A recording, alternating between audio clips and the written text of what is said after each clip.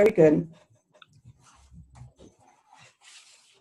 Well, good morning, good afternoon, and good evening from wherever you're calling around the world. And thank you for your patience with us as we got settled here. My name is Sandy Hart, and I'm with the Charter for Compassion International Women and Girls Sector. And I'm honored to welcome back Grandmother Flordemayo. And joining us today, Belinda Aracho is calling in to speak with us on our every 20-day series, Urgent Call from the Spirit of the Feminine. I welcome all of you listeners, and you're calling in from 13 countries around the world. So welcome, and thank you for being here. This call is recorded, and I want you to know you will also be receiving an email with any links or mentions worth taking note of, so you don't have to be scrambling for a pen or paper right now. Anything that we mention on the call will be coming over to you in an email, along with the recording of this call. Now, I also want to remind you, if you've been on previous calls, that Grandmother has made it really clear that she loves your questions. So at the bottom of your screen, you'll see a Q&A question. You have to just take your cursor and float it down by the bottom of your screen, and you will see a place where you can insert your questions. And I will do our very best to get to them. If not, I always send them in an email to Grandmother. This call, again, is part of a 20-day call series honoring the day of Ish, which comes every 20 days according to the teachings of the Mayan calendar. Now, perhaps you have been on one or more of our previous calls, each of them on the day of Ish. But if you are new to our calls and don't know about Grandmother, she is a founding member of the Confederation of Indigenous Elders of the America, Institute of Natural and Traditional Knowledge, Church of the Spiritual Path, founding member of the Council of 13 Indigenous Grandmothers, and founding member of The Path. And again, welcoming Belinda to our call this morning. Belinda is of Navajo and Zuni descent. She enjoys sharing her cultures and traditions with others to reach a common understanding as relatives of Mother Earth. She recently returned from a trip to Canada to share teachings on the sacred medicine bundles with many First Nation members.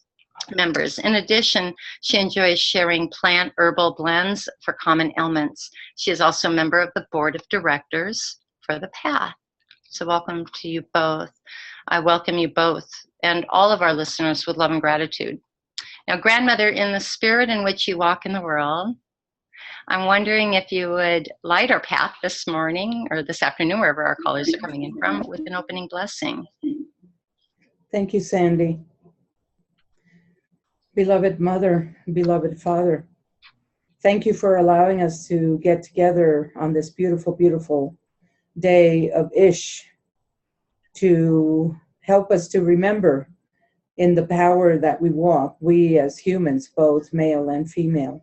This is the day in which we honor absolute spirit of the great medicine that is inherent to all of us humans. Beloved Mother, let it not be forgotten that this is who we are. We're the people of prayer, the people of medicine, and those people that can make a change through the spirit of the prayers. Thank you for this beautiful, beautiful moment. Thank you for allowing us to be here. Thank you to Belinda and Sandy and the compassion of women and girls for having us here. Thank you. Good morning to everybody. Thank you, Grandmother. Okay, so on our last call, a question came over that we did not see in time. I'm getting a little feedback. Let me see. I'm going to go ahead and just mute you, Grandmother, just for a moment. Let's see if that helps. Okay. Like I was saying on our last call, we got a question that came over that we just couldn't get to in time. Actually, I didn't see it until after our call, unfortunately. However, I sent that question on to Grandmother, and the question was, would Grandmother speak to the woman's moon time and the aspect of offering blood to the earth? When I shared that email, Grandmother told me that this was to be the topic of our next call. And so welcome to today's topic, menstrual periods, food to Mother Earth. And thank you, Grandmother, and thank you for that caller, Shalala Nia. I pray I'm saying your name right. I hope you're listening, and the power of your question is going to personally intrigue a lot of people, especially myself. I found this very intriguing, having never heard of this ritual before, but very much excites me. And but before we start, I wonder if you would take a moment, Grandmother, and just take a moment and bring everybody up to date first about the Day of Ish, because there are some who may not be on our call in the past, and maybe just a little refresher for those who, to bring them up to speed of what the Day of Ish signifies. Oh, I beg your pardon. I'm sorry, please say that again. The Day of Ish is a day in the Mayan calendar in which we honor the spirit of the feminine. And the spirit of the feminine is the spirit of us humans being in balance with all of our sacred elements, the 4 sacred elements of life. And so we've been speaking about this topic for the past few months. In January, the year carrier is Ish, and so I am honoring Ish every 20 days and speaking on these topics that encompasses all of us as humans. I would like to take a moment right now and allow Belinda to speak, because she is on limited amount of time, and if she can share with us her teachings, that would really, really be wonderful. And then we'll have to let Belinda go back to what it is that she is doing this morning, and then I'll take over the conversation. Thank you. Okay, thank you, Flordemayo and Sandy, for your continued prayers and for humanity and the dialogue on Ish. Most of all, I want to thank my brothers and sisters who are on the call for honoring yourselves and for honoring the women in your lives. Before we start today, what I'd like to do is take just a moment to take a little bit of time to explain Mother Earth and why that understanding is so important, not only for Indigenous people, but for all of us. It's about our connection to Mother Earth. In Navajo, we refer to her as Nasta, which means the earth, our mother.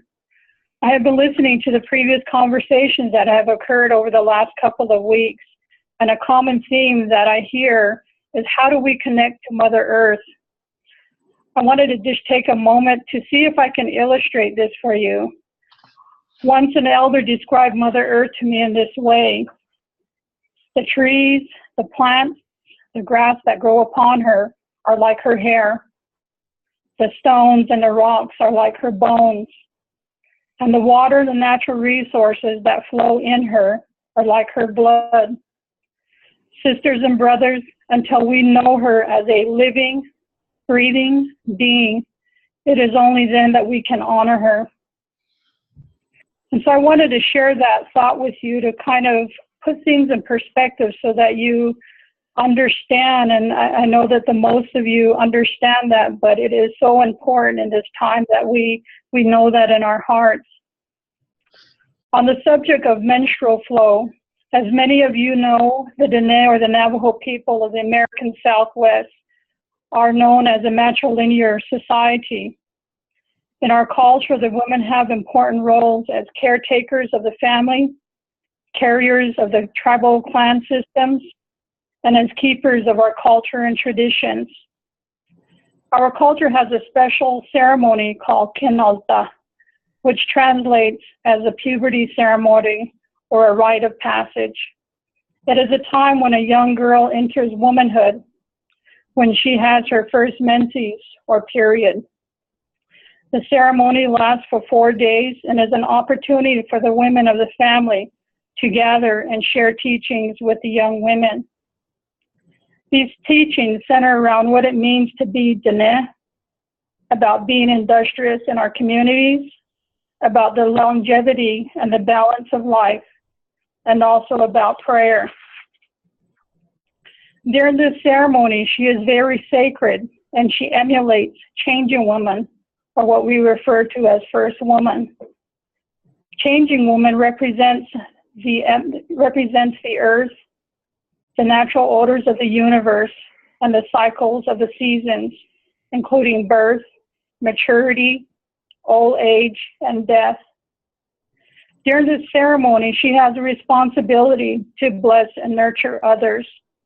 This is an example of how we honor our women during this sacred life event that I wanted to share with you. For the sisters on the call, just like Changing Woman, we will reach a point in our lives to become women, mothers, aunties, grandmothers. It is a time when our life's energies move from our lower chakras into our hearts and out of our bodies. As mentors of which we all are, we as women need to use the tools of empowerment that are at our disposal. This includes learning about the plants for such things as our menstrual cramps, plants like ginger root, and other plants for other ailments like heavy periods, plants to replenish the iron in our bodies and to cleanse our bodies. And for my brothers on the call, this is an honor. This is an opportunity for you to hold sacred space for your daughters, your sisters, your mothers, your grandmothers, who are the carriers of the seeds of life. In close, I'd like to share with you the words of the Navajo Blessing Way ceremony. This is typically the prayer that is shared when the young woman goes through the process of this kinolda. And it says, Hudnasli, Hudnasli, Hudnasli, Hudnasli, which in Navajo or translates as, may you walk in beauty. Thank you.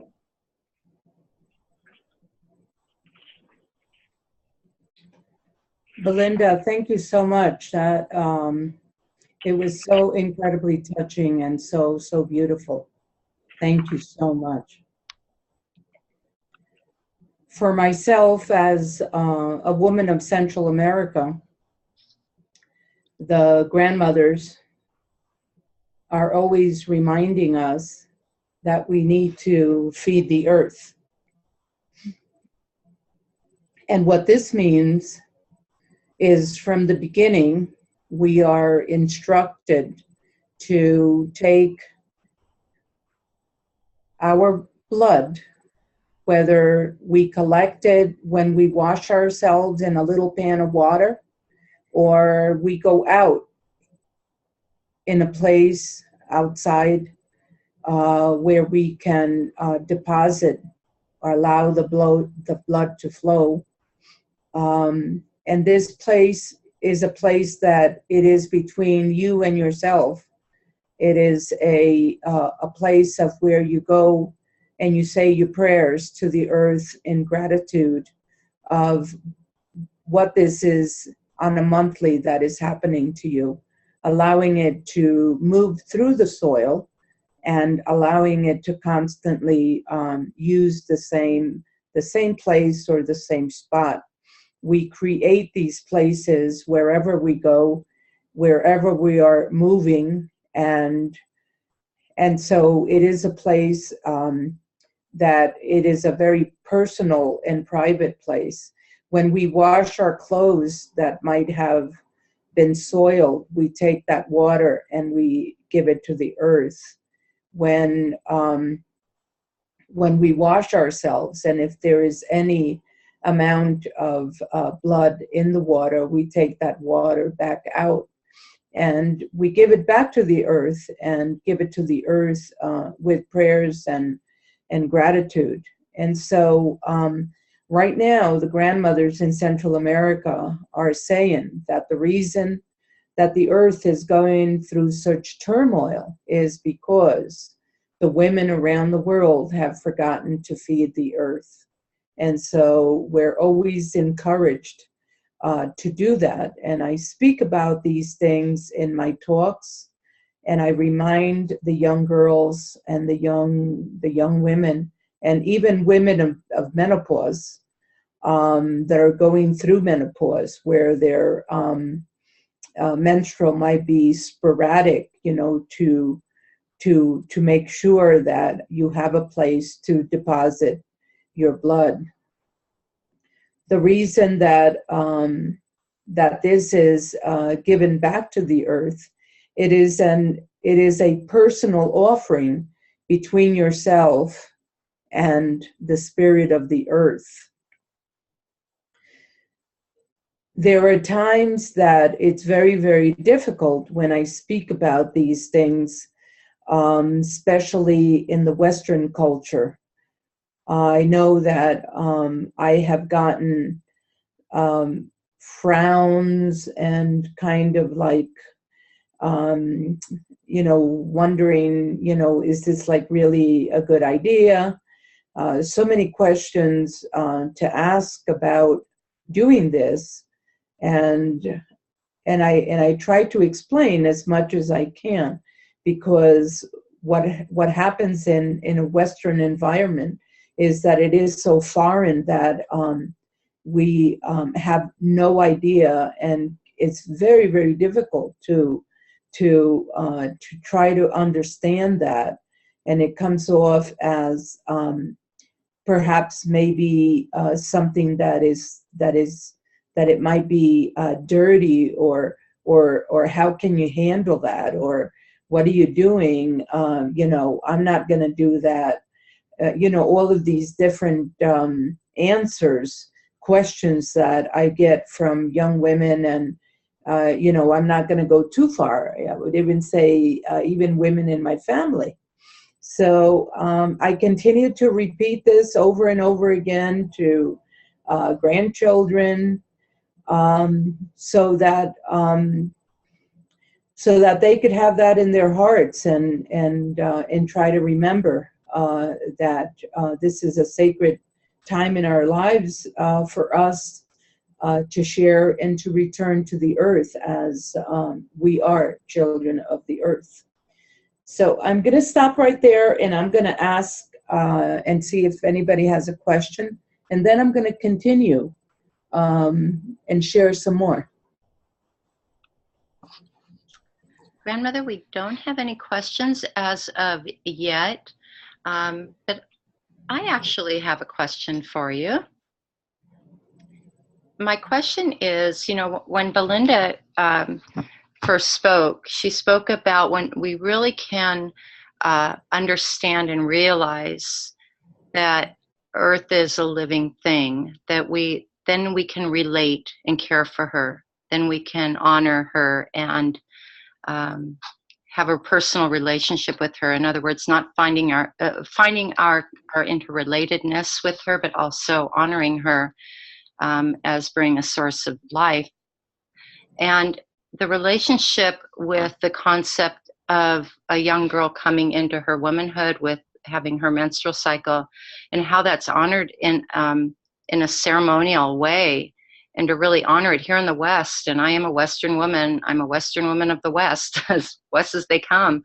I recall even the shame, not wanting to tell anybody that I had just gotten my period, and hiding it from everyone. It was, so I'm wondering if there is a question here, how we can start transforming this concept, and how can we start getting this into the hearts and minds of our Western world, so that because we are so responsible for the destruction of our planet here, especially, that what is it that we can do to really truly honor and feel that what can we take back to our communities to really bring this home to our neighborhoods and to our community? Exactly, sharing what we heard, sharing exactly, word for word what we heard. And when we do this, there might be other people from different cultures that will have something more to share. And so we start adding more and more wisdom to this, and allowing our young girls to become comfortable at this time on this monthly event that is happening on a monthly basis, to become comfortable and to start embracing it. And what an incredible role that we as women are playing, in helping the earth. Yes, and I actually know that all of our callers will be getting a video. Perhaps they might be inspired to send this message along. We also have a very large education committee sector at the Charter for Compassion with schools. I think that there are a lot of creative ways that we can spread this word, but this is such a powerful message that really gets to the heart of our connectedness, as like Belinda said, one global family, one human family. Absolutely. It's all about sharing. That's what we're doing right now. Grandmother, we do have a question, and perhaps Belinda would like to answer this before she has to go. Hopefully she can stay with us a little bit longer. It's from Teresa, and Teresa asks, once we have passed into menopause, is there another way we can feed our beloved Mother Earth? That's it. That's it. We just have to be very, very diligent when we're going through menopause, because we're just going to have that flow for just a couple of years or even shorter than that. We always know when we're going through menopause, there's always, changes are beginning to happen, within us. And we could prepare ourselves, Yeah. We continue the prayer is what we do, We say, and I've heard many times, especially in Central America, that once we're in that place of menopause, the women become androgynous beings, and it's such a sweet way to look at it, that we're embracing that androgyny, and it's all beautiful. Yeah. Sandy, this is Belinda. I mean, I can share my personal experience because I have gone through that stage in life. I think for me, when I reflect back on that time, it's caused me to really go into my heart center. It's caused me to reflect on the importance of prayer. At the same time, your body is going through different changes and really trying to understand that. And I grew up in a culture where a lot of times the aunties and my mom and my older siblings, my sisters, never really shared with me that change that we go through, primarily through menopause. And I had to educate myself, and I think that's really what we all need to do, is educate ourselves about what is happening to our body. And then, to the other point that I wanted to make and instill in everybody is that as we're going through adolescence and we move into our childbearing years, our energy is in our center, in our root chakra. And as we start to age and we go into our older years and become an elder, that's what I was referring to when I spoke earlier, is that our spirit rises up into our heart and allows us to be present with the sacred, with Creator. And then it allows us to share that with others. And if we can all come from a place where we teach our young women that, and even our children, we allow them not to be afraid that you're going to go through these life changes, and prepare them for that. What a much more beautiful place we would all be at. Thank you. Beautiful indeed. Not what more of a beautiful place we'll be in, but what more of a healthy place we'll be in as well. How interrelated we are to the effect and the impact on our climate, and on how we, of course, also care for one another. It's also interrelated. So thank you so much. This is such a powerful, important conversation to be having. And I too have graduated, and I know many of my friends have too, and we're having these conversations about finding ourselves into a deeper place of our understanding of ourselves. Now I personally have a better understanding of my relationship to my Mother Earth. There's another question here. It's from Susan. Thank you, grandmother, so much for this. I know that although I am postmenopausal, I can still feed some small blood sometimes to our Mother Earth, which then will allow me to relate back to that in prayers when I have no blood to offer. So prayers for blood. I see. That wasn't a question. So that was a lovely comment, and it's truly wonderful perspective that enables women to see themselves as sacred, and also a way to see other women as sacred, to respect young women for their contributions. Lovely. Absolutely. It's a beautiful, beautiful comment. So I wonder how, if you will share a little bit more about the ceremony, how this, Belinda, if you have time to stay with us, or grandmother, if you'll share a little bit more about the actual ceremony that happens in the center of community when this happens. I think that's, and does that still happen in the way it always has? There's still places in community where those ceremonies take place. Absolutely. Belinda, do you want to comment on that, or do you want me to comment on that? Sure, I can comment on that, Flordemayo. Okay. The ceremonies, the Kinode will happen any time of the year, you know, and it does happen. Typically, the event or the ceremony is really around one of the if you will, the finale of the program is teaching the young girl to grind corn, the white corn, the yellow corn, and really get down in the elements. And what she does with the cornmeal is, at the very end of the ceremony, she mixes the batter with all of her female relations, her aunties, her grandmother, and this is where all the teaching happens during the daytime. And then she'll bake the cake. The men are outside. They're responsible for building an earth oven, if you will. They dig a large hole in the ground, and they heat the earth up with firewood for 4 days. And at that last day is when the corn batter is made in there, and it's covered with corn husk in a very sacred way. As you well know, in the Southwest, corn is very important to our livelihood. And so that's part of the ceremony.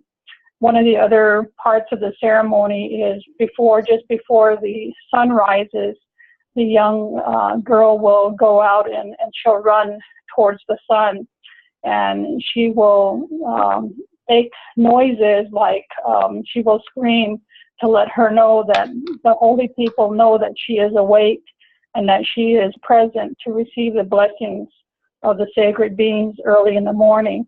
And so as Indigenous people, that's the best time for us to go out and pray, to greet the sun as it rises. And so this is part of the teachings that relate to the prayer. At the very end of the ceremony, she has the ability, like I indicated in my brief conversation with you, is that she has the ability to bless everybody that is present at this gathering. She will stretch people. Sometimes people will have fun with it. If they're overweight, you know, they'll say, well, can you take some of my stomach down a little bit, or can you stretch me so I'm tall? And this is an opportunity for her to share that blessing as changing woman, the first woman with other people in her community. So it's a time of celebration. It's a time of honoring the young woman. The prayers, the traditional prayers and the traditional songs are shared over these 4 days. So it's a great way to build community and to build cohesiveness with the women and the young women and the elders. And so I'll share that much with you.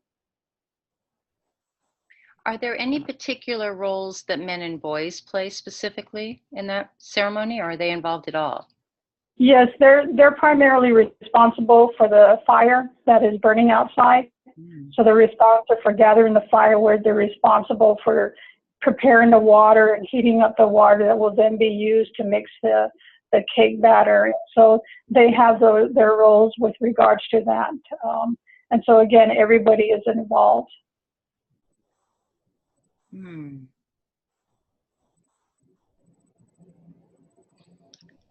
It's quite extraordinary and beautiful to think about, and to know that this beautiful ritual is still happening. And all I can do is almost mourn a little bit for the culture that I know I raised my children in, and that so much of our Western world, and again, I use that word broadly when I use that expression, but those who aren't aware and aren't practicing such ritual, that has such a profound effect on themselves and their community and everyone around them.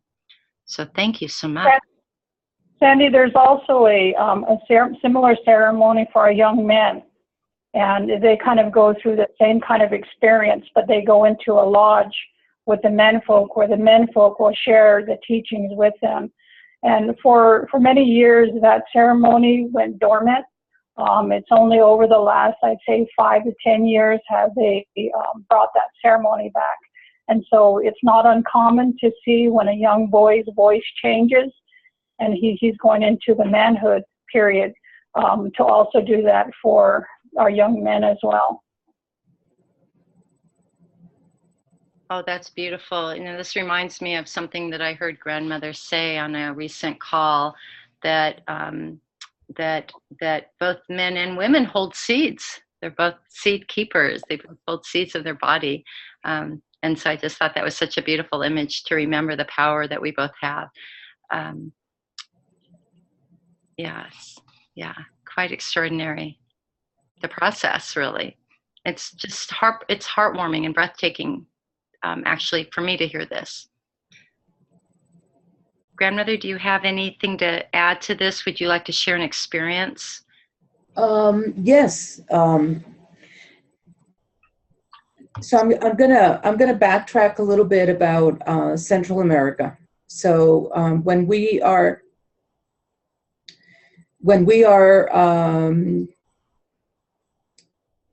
in that prayer and looking for a place that we need to squat and allow our body to become one with the earth, and the earth becoming one with us, we squat very low to the ground, so that in this position we allow the blood to drop. We make, of course, like a little area, kind of like making a little cup of dirt, making a little hole so that the blood that drops goes inside this little vessel that you have made with your hands and your fingers. So we allowed that to happen and allow the prayers to happen. So this would be one way of doing it. However, there are babies, newborn babies, little girls, that when they are born, they have their menstrual. They have bleeding that happens. In the Western world is known as a hormonal situation with the mother. But in Central America, it is looked upon as something very, very sacred. And I'm going to use myself as an example, and I'm also going to use my granddaughter as an example. And so what the grandmothers and the moms do is that they wipe the baby very gently with something very soft, whether it's a little cloth or a little cotton, and they put this blood in a sacred place and in a sacred vessel. So this little stain is protected and kept in a little vessel. For myself, I had this bleeding for the first 5 days of my life. And my mom said that so much blood was coming out of me that she was really concerned for my health. For my granddaughter, she had some bleeding that was happening to her, but not enough to be concerned or to take her to the hospital or anything like that. And what I did was that I wiped her very gently with some cotton, and I put this in a sacred little vessel for her. Now, when babies have this happened, I've already explained that there is a Western interpretation, but then there is the spiritual interpretation. And the spiritual interpretation is that these little girls are born to be seers and to be medicine people. So we have to think of these things, and if it does happen to one of our babies or grandchildren, to keep that in mind and to know that it's something very sacred. That's quite extraordinary. I would like to be sensitive of time here. And Belinda, I know you said you would have to leave pretty soon, so I want to make sure that you're okay with time. If there is anything else you wanted to add before you might have to leave. Oh, perhaps she did already have to leave. Okay. I guess it's us, Grandmother. All right. All right. This is quite extraordinary, and I tell you, I think that personally this is the most important information that we can have, because so much of our world is really requiring of us to know one another, and that's something that we do at the Charter, I think, really well. We're about collective impact. We're about identifying our interrelated problems and our interrelated solutions. When we take our most critical need right now, and that's protecting water, and protecting our climate, and protecting the very air we breathe in our lifeline, when we now better understand that it all comes down to our honoring ourselves, the way women in particular, especially now on this day of Ish, that we are reminded of the power that we have, the responsibility that we have, and our connection, and then when that is honored by everyone around us, our community and men and boys, that we're all better. Everything is better. We all treat each other better, and we're going to start seeing our problems, hopefully, my prayer, fall away. I'm going to keep it. We've got another question coming on. It's more of a comment. May I read it? Yes. Okay, this is from Betsy. Betsy says the trick is to get modern men to understand that they are seed keepers, and in the beginning and in their being have the same biological cycles as women. Would you like to speak to that, Grandmother? Absolutely. And it's not far from knowing, or from even feeling in the heart that there's a huge responsibility of men with their seeds. And perhaps maybe what I can do is invite one of our men friends, wherein traditionally what the men do with their seeds to help the earth. And that would be very enlightening. I can speak about it, but certainly it would be very nice to hear a man speaking about it as their experience, and how, as a person, that works with the earth, and how they take care of the earth. Mm. Might be a very interesting information for all of us, men and women. We actually do have a call coming up in April 5th, and again on the 19th, in our reaction to response seminar, a webinar, I beg your pardon, series, that will be talking about the critical need of reacting to the, responding rather than reacting to the needs of our planet and our environment. And again, everybody on the call, I'll send you a link to that where you can hear that. So yes, these are the conversations that we need to continue having more and more. I also want to take this time to I'm just going to pause for a moment here in our conversation in case we, I want to make sure I have time to get to this. Grandmother, you've been spreading this message through other networks as well. And I was so happy to hear you on the Shift Network call the other day. And you're going to be hosting I think it's a 7-week program. 7 week. Right. And so I want to let our callers know, and again, I'll put this in your email, that they can go to the shiftnetwork.com/grandmother wisdom to find out more about that. And tomorrow night is a free program that you can listen to Grandmother. And then more of an introduction to that 7-week program that looks really wonderful. And I tell you, Grandmother, I think this is our 4th call together. And I always hear something so new and so much deeper wisdom. I'm so grateful for you for that, for sharing this with the world. We spoke several months ago where you told me, and I know you've shared this with so many others, that you received a mandate, that it was time to spread this message. And so I would like to challenge our listeners, inspire, if you're not inspired already enough, to take this message to your communities in any way that you can. I know that I will make sure that our education department knows about it, our sector knows about it at the charter as well. This is such a deep cultural tradition that I know it's not as easy as imposing this on our culture or impressing it upon our culture now. But this is wise information and powerful information, and I hope everybody hears this and takes this to heart.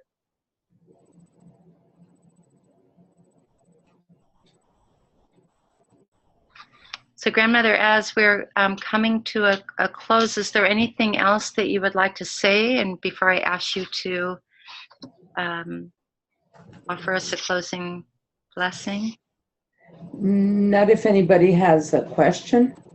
I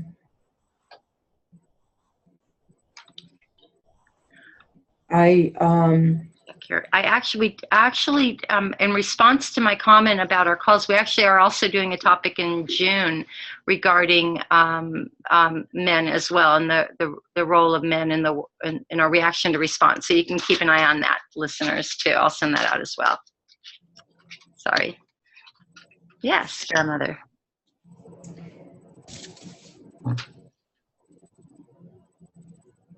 Perhaps if we have a couple of minutes, I would like to share that I did see in the development of our granddaughter, who is 19 years old right now. Her name is Kaya Sheh. The true symbolism of what my mom taught us about, to see on little baby girls, when they are born, if they are bleeding, and how to be present with it and to be grateful. And I've noticed that the baby girl was very much present with her visions and her dreams. And still is, but certainly as a child, she was very, very, very open and shared quite a bit. And she had a very, very profound vision, awakened vision, at the age of 9 that startled the family and awoke the family. And it was quite profound and very beautiful. And so there is something there, about these babies. And I'm just, saying to the young moms, that have little girls, and, just to keep this in mind and to honor the child and to honor them for sure. Yeah. I just want to make that comment. Because we as humans are born knowing. The knowledge is there. The knowledge is within us. I remember being in Nepal, and one of the grandmothers from the East, an invisible grandmother, brought me to the edge of Mount Everest. I was out there at a monastery in prayer at the base of Mount Everest. And I remember being brought to the mountain, and the mother said, "You, as in humanity, have the power, have the knowledge, and have the protection." So within the Mayan culture, we're taught that we're all knowing, that we are born with the wisdom. And so the wisdom is always there. The protection comes from our ancestors. Those are the ones that protect us. These are the ones that are very, very close to us, whether it's a mother that has passed, a grandmother that has passed, a beloved friend, a beloved uncle, a beloved grandmother, someone that we really, really love, that we know, perhaps maybe even don't know, but they are always there. These are our ancestors that are there, always protecting us and always guiding us. So just by knowing this, we're powerful humans. And this is the spirit of Ish. It's an incredible medicinal power that the spirit of the Ish is invoking in us. It's an incredible awakening for us to realize that every 20 days we could go into this place of incredible knowledge, and that we are one with all of the sacred elements. The fifth element is the element of ether. This is the spirit element. So it's all very beautiful.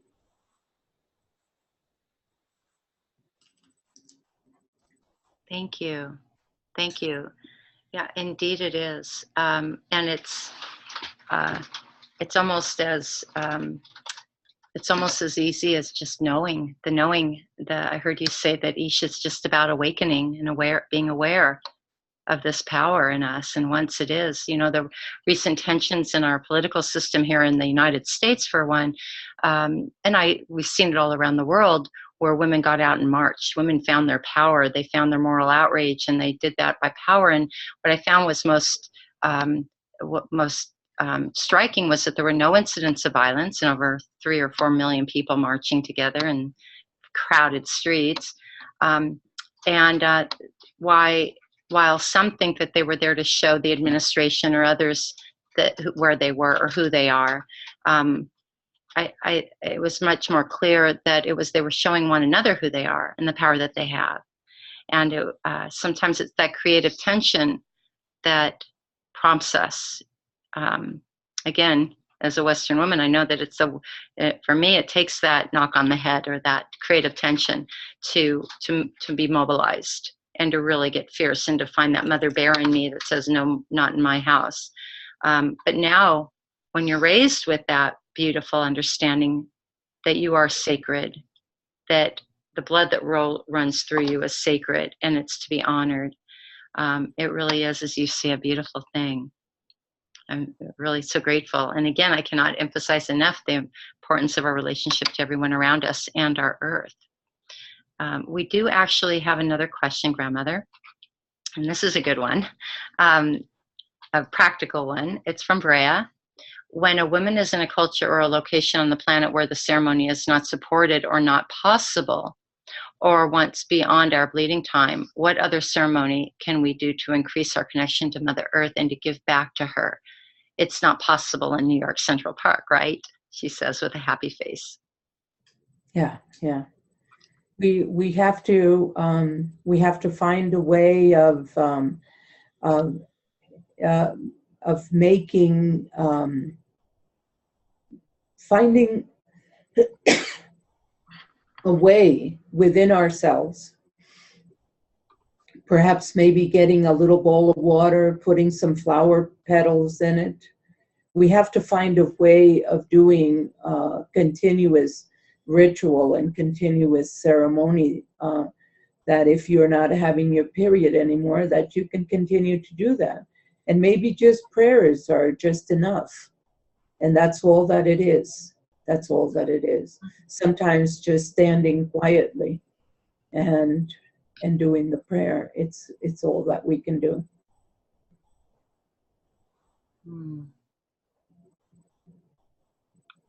Beautiful. Thank you. Thank you so much.